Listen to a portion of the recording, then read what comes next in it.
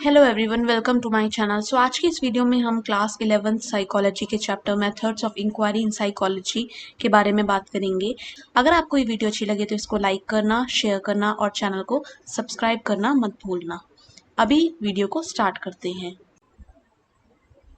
So next जो concept है वो है डेटा। यहाँ पर आप इंफॉर्मेशन कलेक्ट करते हो पार्टिसिपेंट से, ठीक है। सो अगर आपको पार्टिसिपेंट देता है एक शीट जिस पर उससे रिलेटेड कुछ इन्फॉर्मेशन लिखी हुई है, जैसे उसकी एज जो कि है 22 के अराउंड, जेंडर जो कि है मेल, ऑक्यूपेशन जो कि है HR, देन उसका स्ट्रेस लेवल, ये उसको पता लगा जब उसको टेस्ट दिया गया स्ट्रेस से रिलेटेड, तो हाई, लो या मीडियम किस तरीके का स्ट्रेस उसको है, मूड उसका कैसा रहता है, happy, sad, neutral, work environment उसकी ऑर्गेनाइजेशन का कैसा है, उस चीज के बारे में उसने लिखा हुआ है, ऑफिस में शोर कितना रहता है, हाई, लो या मीडियम, वर्किंग आवर्स उसके कितने हैं पर वीक, सो एक्सरसाइज वो कितनी करता है, कितने सेशंस होते हैं पर वीक, कौन कौन सी एक्सरसाइज वो करता है, स्लीप ड्यूरेशन कितना है, स्लीप की क्वालिटी कैसी है, रेस्टफुल महसूस करता है या फिर बीच में टूटी टूटी नींद आती है और उठ जाता है, इस तरीके की इन्फॉर्मेशन आपको मिलती है। सोशल सपोर्ट कैसा है, तो घर में लोग जो है वो सपोर्ट करते हैं नहीं करते, कितने लोग हैं, सिबलिंग्स हैं नहीं हैं, जो सोशल सपोर्ट है वो उसको हेल्प करता है स्ट्रेस से डील करने में या नहीं करता, फ्रेंड्स कैसे हैं, कलीग्स के साथ उसकी कैसी बॉन्डिंग है, देन वर्क लाइफ बैलेंस वो मेंटेन कर पाता है या नहीं। सो यहाँ पर हम जो इन्फॉर्मेशन कलेक्ट कर रहे हैं ये कॉम्बिनेशन है डेमोग्राफिक का, जहाँ पर आप पर्सन से एज, उसका जेंडर, काफ़ी बेसिक इन्फॉर्मेशन पूछते हो, देन उसके इन्वायरमेंट का, कि जिस इन्वायरमेंट में वो रहता है या जिस इन्वायरमेंट में वो जाता है। यहाँ पर अगर हम ये बोलें कि उसका घर का जो इन्वायरमेंट है वो काफ़ी नॉइजी है, वो क्राउडेड प्लेस में रहता है, तो यहाँ पर हम इन्वायरमेंटल कंडीशंस की बात कर रहे हैं। फिर उसके ऑफिस में भी अगर नॉइज रहती है तो वो भी उसको इरिटेट कर रही है, तो यहाँ पर फिर दोबारा से हम इन्वायरमेंट की बात कर रहे हैं। देन हम उसके स्ट्रेस लेवल की, उसके मूड की बात जब हम करते हैं तो हम साइकोलॉजिकल स्टेट्स को कंसिडर कर रहे होते हैं। सो यहाँ पर अगर आप देखो तो इतना सारा डेटा हमें उस पर्सन का पता लगता है, और ये बस एक फील्ड से नहीं है, ये डिफरेंट फील्ड का डाटा है। आपको एकेडमिक्स के बारे में पता लगा, आपको सोशल उसकी लाइफ के बारे में पता लगा, आपको उसके फिजियोलॉजिकल स्टेट्स के बारे में पता लगता है, उसकी मेंटल स्टेट के बारे में पता लगता है। और ये जो इन्फॉर्मेशन आपको मिली है, जब आपने इसको ऑब्टेन किया तो आपने इस इंटेंशन के साथ किया कि अब मैं इसको एनालाइज करूंगा और इन्फ्रेंस निकालूंगा, क्योंकि कोई भी डाटा अगर आपके पास है तो अपने आप में, चाहे वो बोले ना बोले, आपका काम है उससे बुलवाना, तो उसमें एक मीनिंग निकालना वो रिसर्चर का काम होता है। तो आप जब उसको एनालाइज करते हो, जब उसमें पैटर्न्स देखते हो और चाहते हो कि आप उसे समझ पाओ, क्योंकि एट द एंड आपका गोल तो वही है ना, description, prediction, explanation, control and application.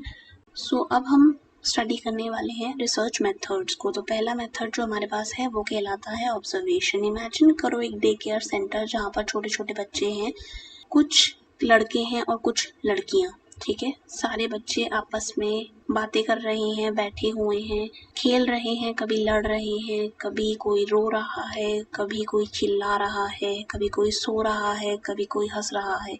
इतनी सारी एक्टिविटीज़ वहाँ पर हो रही हैं, और जब आप एज अ रिसर्चर वहाँ पर हो तो आप एक पर्पस के साथ वहाँ गए हो। आपने उस डे केयर सेंटर को चुना क्योंकि आप चाहते थे कि वहाँ पर जो मौजूद बच्चे हैं उनके बिहेवियर को आप टारगेट करो और उसको सेलेक्ट करके रिकॉर्ड करो।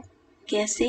अपने नोट्स के थ्रू आप नोट्स लिख रहे हो, एंड देन उस डाटा को आप एनालाइज करो बाद में कि मैं डे केयर सेंटर होकर आया हूँ इस डेट को, और मैंने देखा कि बच्चे आपस में लड़ रहे थे, लेकिन मैंने एक ऐसा इंस्टेंस भी देखा जहाँ पर एक छोटी सी बच्ची अपना टॉय दूसरे बच्चे के साथ शेयर कर रही थी।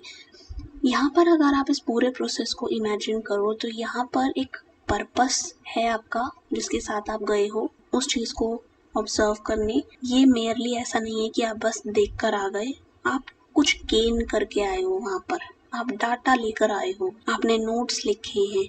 और भी बहुत सारे मीडियम्स हो सकते हैं, लाइक और स्टडीज़ जो ऑब्जर्वेशनल रिसर्च में होती हैं, वो वीडियो रिकॉर्डिंग कर सकते हैं, वो किसी भी चीज़ के थ्रू डाटा जो है वो पा सकते हैं, और उसके बाद उस डाटा का एनालिसिस होता है। तो ये जो ऑब्जर्वेशन होती है काफ़ी सिस्टमैटिक तरीके से की जाती है, और ये ऐसा डाटा हमको देती है जो कि आपने बिल्कुल उस रियल सिचुएशन से लिया है। तो ऐसे में काफ़ी रिच वो डाटा होता है। लेकिन one of the major disadvantages of this method is कि आप जब देख रहे हो और एनालाइज कर रहे हो तो सिलेक्शन से लेकर रिकॉर्डिंग से लेकर एनालिसिस तक ये जो पूरा प्रोसेस है ये ऐसा होना चाहिए कि अपने पर्सनल व्यूज़ को, अपने बायसेस को, ऐसी चीज़ें जो डाटा को ख़राब कर सकती हैं, कंटेमिनेट कर सकती हैं, उसको थोड़ा दूर रखते हो।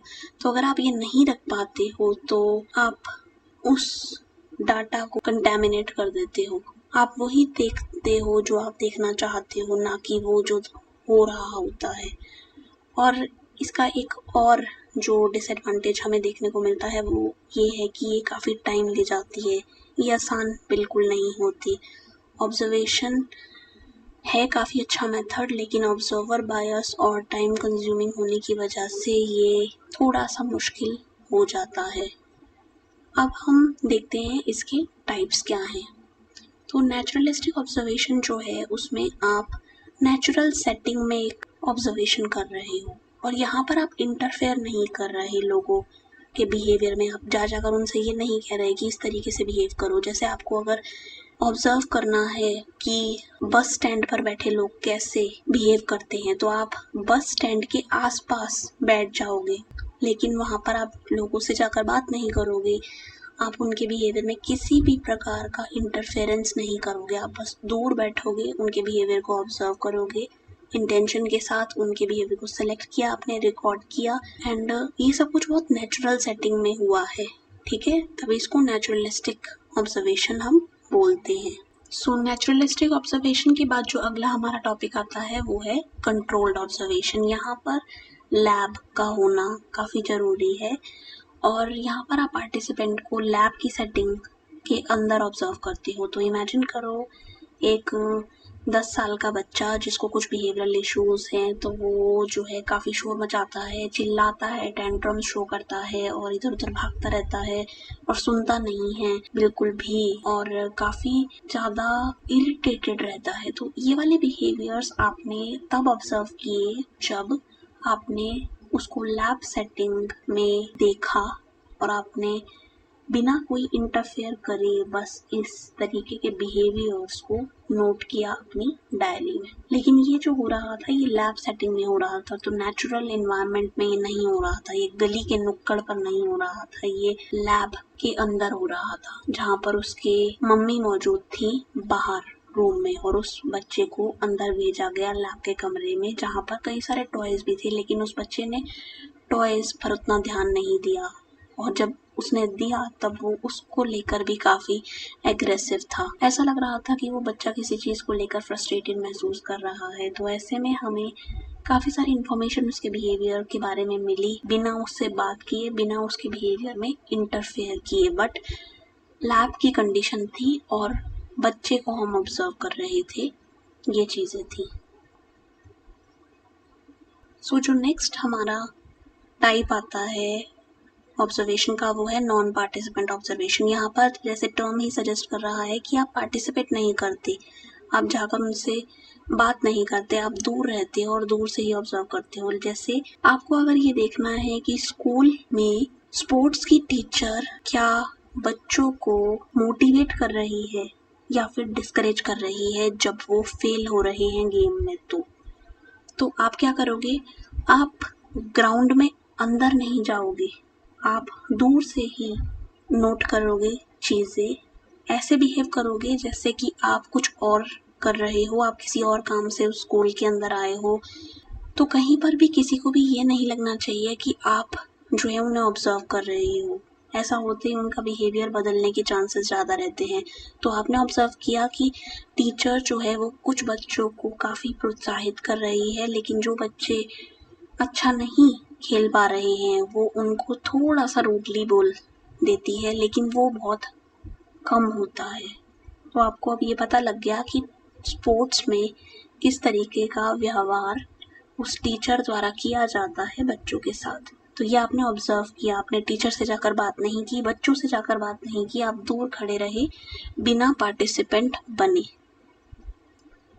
सो इसका जो अपोजिट मेथड हमें मिलता है वो है पार्टिसिपेंट ऑब्जर्वेशन। यहाँ पर आप इस साइड आ गए उस बाउंड्री के, ठीक है, ऐसी जगह आ गए जहाँ पर आप उस ग्रुप का पार्ट बन गए हो जिसे आप ऑब्जर्व करना चाहते हो। तो इमेजिन करो कि आप एक विलेज में जाते हो और वहाँ आप स्टडी करना चाहते हो, ऑब्जर्व करना चाहते हो लोगों के एक्सपीरियंसेस, स्पेशली उन लोगों के जो बहुत ही गरीब हैं, कि कैसे उस गरीबी के बावजूद वो सर्वाइव कर रहे हैं, किस तरीके से वो रिसोर्सेज को रख रहे हैं, वो आपस में कैसे बात करते हैं, स्पेशली ऐसे टाइम में जहाँ पर गरीबी उन्हें काफ़ी स्ट्रेस देती है और उनके पास रिसोर्सेज जो हैं वो बहुत कम है। तो जब आप ऐसे सिस्टम का पार्ट बनते हो तो आप ये ऑब्जर्व करते हो कि माँ जब रोटी बना रही है अपने बच्चों के लिए, तो जब वो उस पर घी नहीं लगा पा रही क्योंकि उसके पास उस घी को लेने के पैसे नहीं हैं,